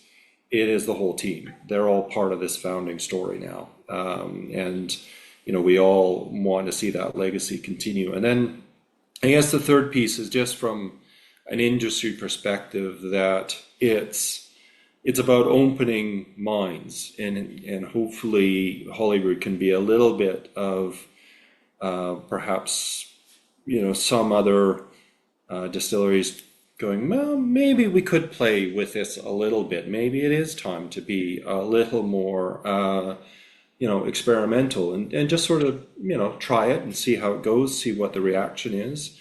I think that would be a lovely thing to see. And Calum, you know, said it by, I would love to see Holyrood be part of inviting more people into the whiskey world. You know, whiskey can be a bit, you know, insider.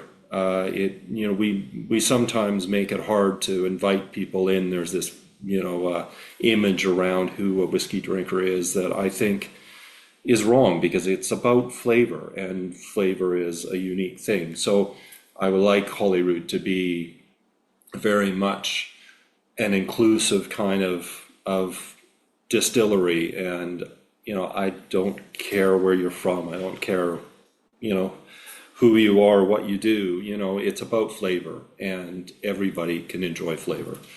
And, you know, if we can be part of welcoming people into that world of whiskey and flavor and sharing and community, then great.